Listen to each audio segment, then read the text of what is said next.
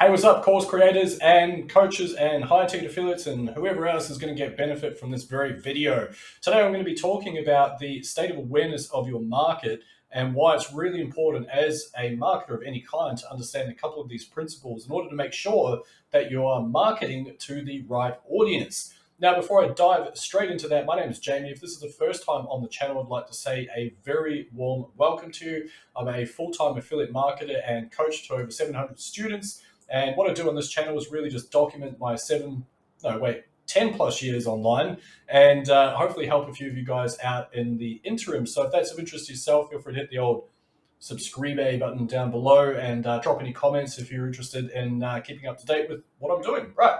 So today I'm talking about the state of awareness of your market. I'm going to talk about two very distinct things here that tie in together, in my opinion, and why understanding these, even on a basic level, is going to massively shift the needle for you in your business as well. So the first one is Eugene Schwartz in the state of awareness of your market. And just really quickly, if you're unfamiliar with that, there's 5 stages. Number 1 is unaware. You've got solution aware, product aware, and then most aware. Hang on a minute. Unaware, problem aware, solution aware, product aware, and then most aware. Okay, and running through those really quickly just so you understand how they fit into context for affiliate marketers and perhaps coaches, all that type of stuff as well, is quite simply, number 1, unaware. This is someone who is unaware. Who'd have thunk it? My goodness. Genius, right? Like, yeah, how did I come up with that? So they have no idea about what their specific problem is, okay? So that's unaware. And in context to, say, affiliate marketing, they might be quite content with their life. They're not like any sort of destitute financial situation. They're not wanting to leave their 9 to 5 necessarily. There's no sort of huge need for them to go and find other sources of income at that time, especially not working online. There might be other things or side hustles or whatever they're doing, just not the online stuff. So that's unaware. Next, they are problem aware, which means in our space, in affiliate marketing, they might go, well, I could do with a couple of extra shekels at the end of the week, and I wouldn't mind having a little bit of extra cash to pay off the mortgage and pay down some debts and take my family on holiday and maybe eventually look to leave my 9 to 5 and go and be self-employed. So now, of course, they are problem aware and they go and seek of the solution. They're out there seeking them, like hunting for treasure. They're out there trying to find this solution. And so they end up typing into Google how to make the old shekels online. Shekels equals money, in case you're unfamiliar with that terminology.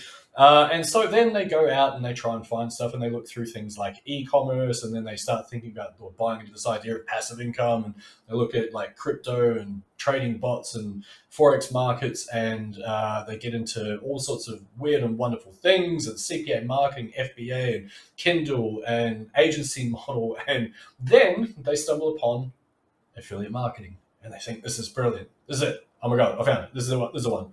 But there's still a decision to make, because then they go, well, do I want to go onto the physical products, or do I want to go onto the digital products like software and courses and coaching, all that type of stuff, versus physical products? So then eventually they land on digital products. Great idea. So now they are aware that there's a solution. So then the search has only just begun, because they've finally made their decision on what pathway they're going to go. And now they need to become educated. They need to probably work out whether they're going to start off by investing in the growth of their own business. They need to work out how they're going to do it. Are they going to build a personal brand? They're just going to be behind the scenes. What's the fastest way that they can start getting some results? Like all that type of stuff, until eventually they find your product, right? Your offer. And they go, yes, I'm now aware of that product, and I now need to make the decision whether I'm going to jump into that product. Okay, and bear with me, folks, I'm going somewhere with all this as well. So then, of course, once they make the purchasing decision, they end up on the other side of it, and they are, guess what, most aware. They are the most aware at that point, because they now have ingrained themselves into it. So why do I say all this? I'm glad you asked. A couple of reasons. Number 1 is a lot of marketers out there, and I see it with coaches, I see it with high-ticket affiliates as well. What they're trying to do is fit and I can never get this right, I don't know if it's square peg, round hole, round peg, square hole. You get the idea. Like, they're trying to get 2 pegs that don't fit together in the thing, and that's how they are marketing a lot of the time. And so that is an inherent issue. If you're trying to market your wares to someone who is completely unaware, they're not even interested in that stuff, Yeah, it can happen. Yeah, there's amazing sequences that you can take them through where it shifts their identity. It helps to adjust their belief system. It helps to lower the barrier of entry. It makes them seem like they can see themselves proceeding and doing the thing and getting the results, all that type of stuff. But that is an indoctrination process, and that is for people getting started. It's not always super easy to wrap your mind around and actually go and do, right? Execute, because you have to indoctrinate them. It doesn't necessarily happen overnight. Sometimes it does on webinars, et cetera, et cetera, et cetera. But then anyway, we're going to go way off topic. We're going on that side of things. However, on the other side of things, if you are promoting to people who are solution aware, so they've decided on affiliate marketing, maybe they're looking around, they're trying to find what the best pathway is for them, and have a lot better chance. Because guess what? In terms of their goal being over here, and for those listening in, I'm waving my hands around crazily like right now, but it means that they're closer to the goal, right? Easier to kick in, closer to the goal, because they already have studied what affiliate marketing is, might have even purchased some other products and might have started looking into a couple of different things, ways to get involved, all that type of stuff. And then, your job is just to go, cool, well, you got that. I've got the perfect solution for you. Here's me holding up my hands like it's a vase or a trophy or something weird like that. I don't know, maybe like a pot of gold or something. I'm just showing that to them. And so, with that in mind, it's going to be way easier for you to do your job, way easier for you to basically get these people to see that your opportunity could be the right fit for them, right? Because they've already gone through that indoctrination process themselves. Now, all that being said, the other thing I wanted to discuss on the back of that was Chet Holmes' Ultimate Sales Machine. Highly recommend the book, and he's got this beautiful little diamond, and it talks about the buyer hierarchy, basically. And so at the very top, we're talking about the 3% of the marketplace that are waving, like literally they're walking around with their credit card in hand. They've got, like, as we call it in copywriting, like a bleeding neck problem, and they need it solved like right this instant. It is, they need pain alleviated right now. Imagine how easy it is, or easier it is, to sell to those folks, right? Now, admittedly, that's a smaller part of the marketplace. And if you're an affiliate marketer and you've got a product that's relatively similar to other products out there, yes, you're going to be in stiff competition, all that type of stuff, which is fine. It's what it's all about. It's why you become more rounded as a marketer, because then you start learning marketing skills, and go into that in a moment. But isn't it going to be a lot easier to solve those pain points for those people straight away? They have a need, they have a desire, they've done their own research, they've changed their identity to start believing that they can be an affiliate marketer. They've perhaps had all sorts of belief shifts, they've maybe even invested in themselves. Isn't it easier to sell to those people, right? Top 3%. Next, you've got about 7%, and these people are looking, but they're not ready to make a buying decision just yet. And so what that means is that you can still sell to those people. It just means that, again, there's just a little bit of indoctrination, that's all, just a little, nothing too strenuous. Maybe they just have a couple of decisions to make. Then you've got around about sort of 30%. I'm not even thinking about it at the moment, but they're sort of indifferent.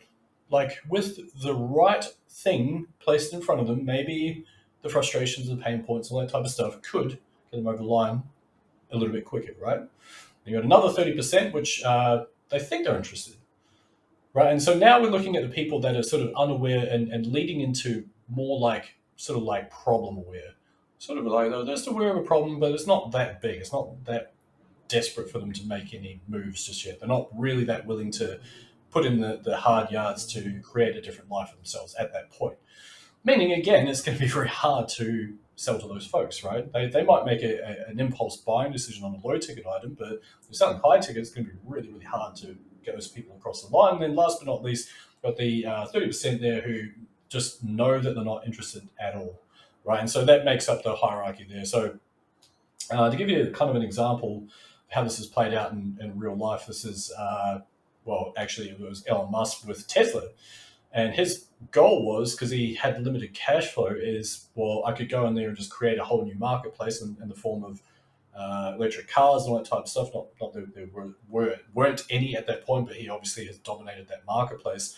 But instead, what he did is he's like, well, I need cash flow, right? So I need cash flow. So what he did is he ended up creating a finite number of high-end cars where people were interested in jumping into those because it's something quite unique, and especially for collectors and supercars and all that type of stuff, and kind of found his market, which is the 3%. And then use that cash flow to then fund other components of Tesla, and then create mass market cars, which now obviously very, very popular, and the marketing has spread out there in order to make them a very popular company. And obviously I can't remember if he's richest or second rich, whatever. He's quite wealthy. He's not bad, off, not too bad, right? Like he's got a couple of shekels to spare, if you know what I mean. Anyway, point being with that is he had a top-down approach, right? And so the reason why I say all this stuff, and the reason why I wanted to put this together for you guys, is I think it's really important if you're a marketer. It doesn't matter if you're a coach or course creator or an affiliate marketer. It's the same principles are going to apply. Think about the major pain points that your opportunity, your offer solves for people, okay? And then start thinking about where these people are in their journey, both psychologically and I guess physically, where they like to hang out online and that type of stuff. Because what happens is, especially for the coaches out there, the program creators, things like that, you're going to reach a saturation point as well. And what I mean by that is that 3%, you're going to end up exhausting that. And so that's when your marketing prowess has to kick in, and you have to start putting out stuff to indoctrinate those folks in.